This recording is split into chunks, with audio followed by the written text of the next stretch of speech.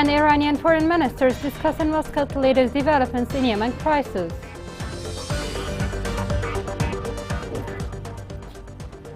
Saudi Arabia continues evacuating nationals from Sudan to Jeddah port.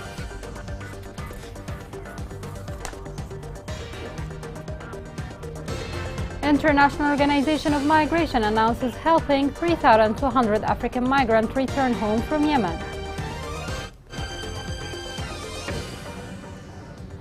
Welcome to Yemen Today TV. This is the English news with me, Injil Zazi.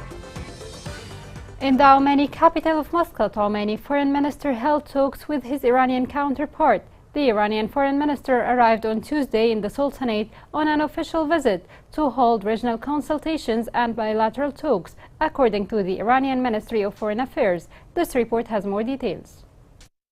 In a new push for rapprochement in the region, Iranian Foreign Minister Hossein Amir has held consultations with his Omani counterpart Saeed Badr in Muscat. The Iranian Foreign Minister arrived on Tuesday to Oman on an official visit to hold regional consultations and bilateral talks, according to the Iranian Ministry of Foreign Affairs. This is the first visit of the Iranian Foreign Minister to a Gulf capital following the Chinese-sponsored agreement between Saudi Arabia and Iran, which was signed on the 10th of March, and stipulated the resumption of diplomatic relations and the reopening of the embassies of the two countries within a maximum period of 2 months. Iranian Foreign Minister had conducted 2 previous visits to Oman after assuming the post. During a phone call on April 17, the two foreign ministers reviewed bilateral relations and important regional and international issues. The Iranian media reported that the minister will head to Beirut after visiting Oman on a 2-day official visit, during which he will meet with a number of senior Lebanese officials. The Ministry of Foreign Affairs announced that the first evacuation flight for Yemeni nationals from Sudan left in the morning from the city of Port Sudan with 239 citizens on board. The ministry renewed that work is underway to complete the evacuation of all students and members of the Yemeni community who wish to return. The Ministry of Foreign Affairs expressed great thanks and gratitude to the authorities in Saudi Arabia for the facilities they provided for the evacuation of Yemeni nationals. The Kingdom of Saudi Arabia is continuing its efforts to evacuate a number of nationals from Sudan, including Yemeni nationals. This report has more on this. Saudi Arabia was praised by the United Arab Emirates, Lebanon, Yemen, and Libya for its help in transporting their citizens and other foreign nationals from Sudan in the aftermath of the continuous battles between the military and rapid support forces. Yemen's embassy in Khartoum expressed gratitude to the kingdom for helping the evacuation of its nationals from Sudan. The Saudi government continues to make attempts to evacuating its people as well as other nationals from the crisis zone in Sudan, with a third ship carrying a fresh group of evacuees from Sudan arriving in Jeddah. Several nationals on board also appreciated the Saudi government and all workers in the relevant sectors for using all resources and facilities from the time the ship left Port Sudan to the time it landed in Jeddah. More than 150 Yemenis were flown out of Sudan and transported to Jeddah on a Royal Saudi Navy ship as Yemen's government unveiled emergency measures to rescue hundreds of its citizens who were trapped in the war-torn nation. Many Yemenis were also being transferred from the Sudanese capital Khartoum to safe regions, as the first set of people departed the Red Sea city of Port Sudan on a Saudi ship destined for the kingdom. An emergency committee made up of personnel from Yemen's embassy in Sudan and representatives of the Yemeni community in the country, including members of the Yemeni Students' Union, is overseeing the evacuations. A cell has been formed from the Prime Ministry and Foreign Ministry to supervise the evacuation process and assign a work team at the Yemeni embassy to Sudan to follow up and facilitate the evacuation of Yemenis.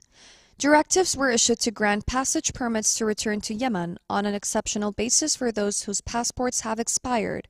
According to the head of the Students' Union, the emergency committee intends to evacuate 3,000 Yemenis on Saudi ships in the following days. He added that the people will be flown from Port Sudan to Jeddah and then returned to Yemen. Over the past 10 years, thousands of Yemenis have moved to Sudan for various reasons, including study or medical care.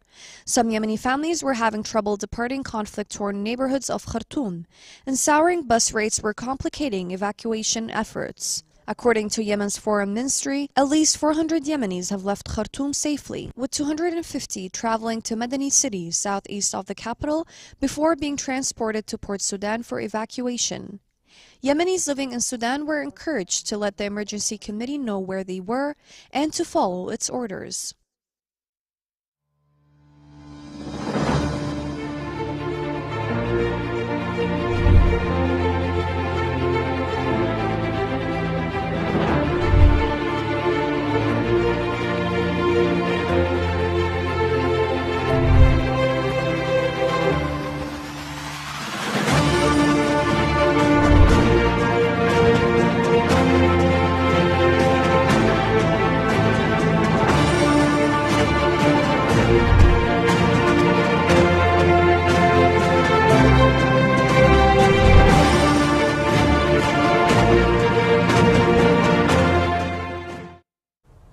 The Netherlands called for regional and international efforts to finance and implement the UN plan to save the Safer oil tanker. The statement came during a meeting between Ambassador of Yemen to Amsterdam and the Dutch Minister of Foreign Trade. The two sides stressed the importance of regional and international efforts to finance and implement the United Nations plan in this regard.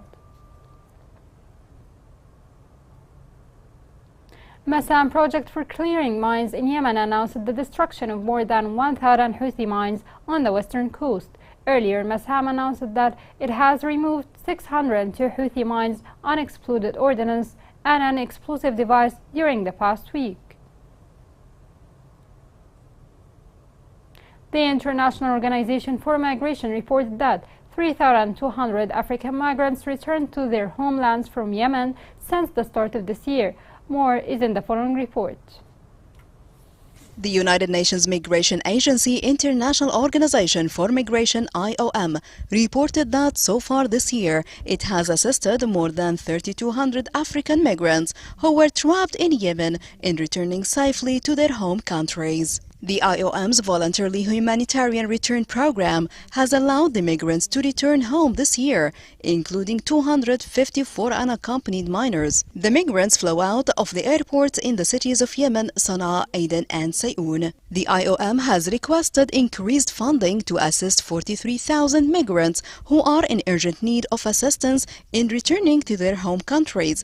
Among the approximately 200,000 African migrants live in Yemen. Tens of thousands of migrants continue to pass through Yemen on their way from the Horn of Africa to Saudi Arabia, despite the country's protracted civil war. The United Nations reports that migrants in Yemen live in unfavorable conditions and lack access to adequate shelter and services. Throughout the conflict in Yemen, Sweden has stood at the forefront of helping the people through contributions to UN Refugee Agency. This report gives more details.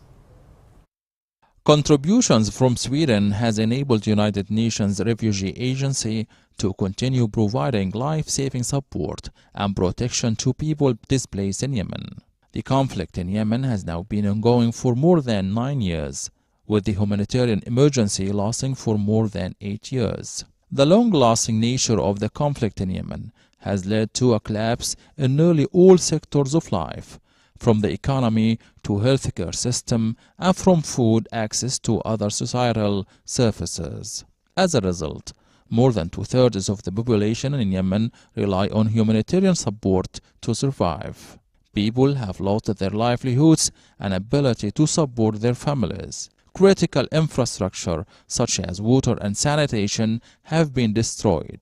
With only 50% of health facilities and 65% of schools in function countrywide, access to healthcare and education is limited. Throughout the conflict, Sweden has stood at the forefront of helping the people in Yemen through unwavering contributions to the United Nations. Swedish funding allowed United Nations to respond to humanitarian operations in Yemen, which has ensured that United Nations could continue to deliver life-saving assistance and protection to many in need in the country. In addition, in February this year, Sweden co-hosted a high-level pledging event for the humanitarian crisis in Yemen, helping to create awareness and mobilize international support. More than $1.2 billion was raised for the response in Yemen, with Sweden alone pledging more than $25 million at the conference. Sweden is the third largest government donor to United Nations operation in Yemen this year, contributing $3.84 million for the assistance. Coming next in the news.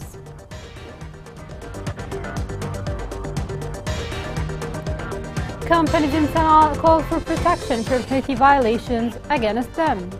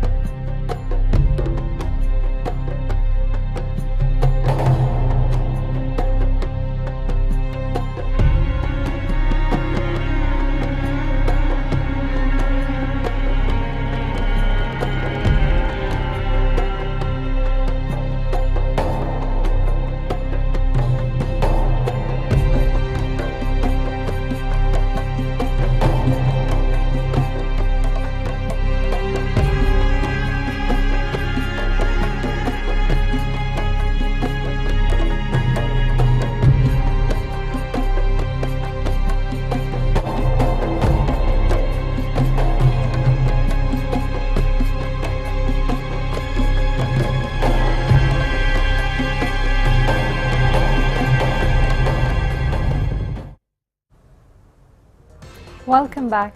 Sources say Yemeni commercial groups are trying to confront extortion practices by the Houthi militia.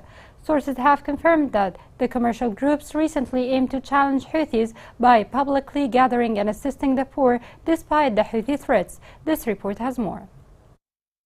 The hunger stampede in Sana'a, which killed or injured over 200 poor people, was expoliated by Houthi militia to justify a campaign and hold accountable a commercial group. However, commercial sources revealed that competition from Houthi factions played a role in the stampede. 2 days before Eid al-Fitr, the stampede took place at a school in the heart of Sana'a at an Al-Qaboos business group event to provide the needy 5,000 riyals in financial aid. According to sources, Houthi militants opened fire to separate the mass of the poor people and impede assistance distribution, resulting in this catastrophe. The Yemeni commercial groupings are aiming to influence competition among Houthi factions to continue their business operations and fight illegal practices.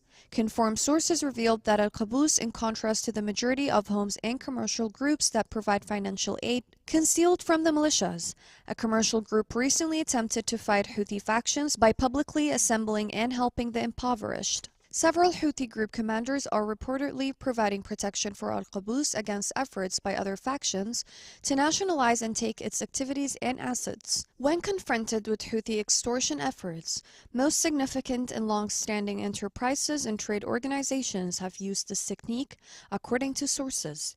They intend to link themselves with level-headed Houthi factions in order to garner their support and protect their interests. Some of these factions are made up of Houthi families from Sana'a or those who used to live in the capital and had connections and authority during the time and power of former President Ali Abdullah Saleh.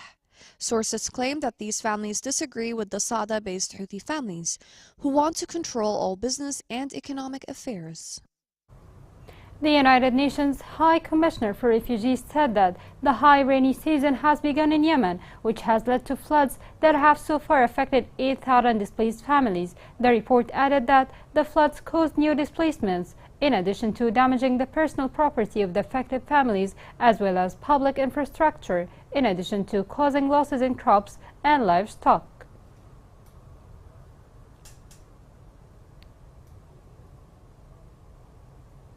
In Al Hudaydah, dozens of tents for the displaced in Hais were damaged by the winds and rains in the district. Our correspondent reported that dozens of families in Sabat camp and separate places are left in the open air as a result of the damage to their homes. He stressed that the rains caused the destruction of their food aid and shelter materials and dozens of children and their families became without food or shelter.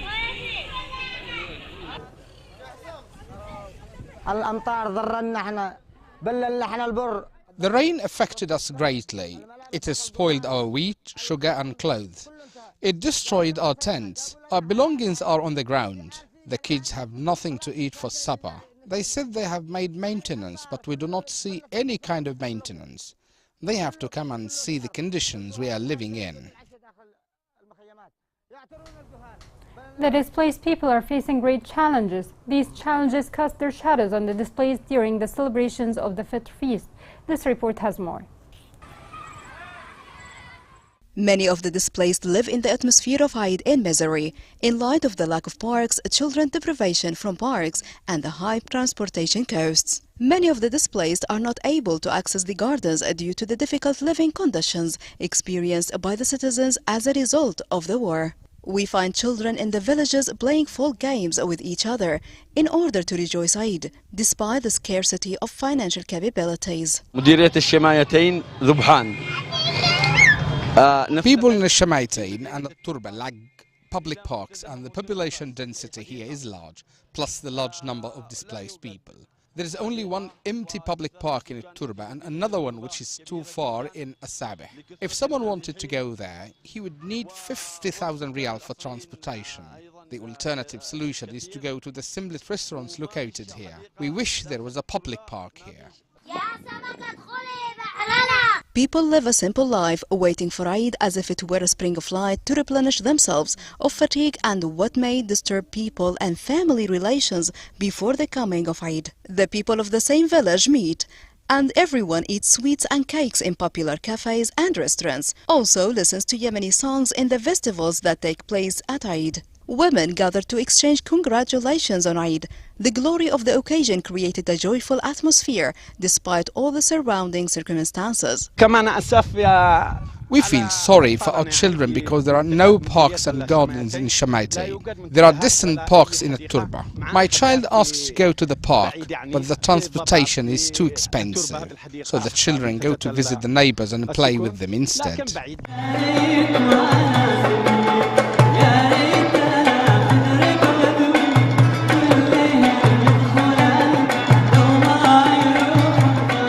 There is no refuge for the displaced, whether in cafes and restaurants or attending some festivals in Turba. Children dream of getting at least a swing, but there are no gardens, and the only place is the green landscape in the neighboring villages. Here is a reminder of the main headlines.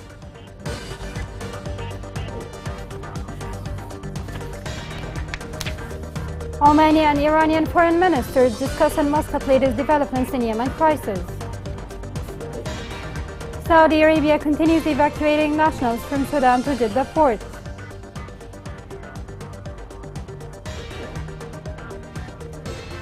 International Organization of Migration announces helping 3,200 African migrants return home from Yemen. This is the end of the news. It was Injil Zazi. Thank you for watching.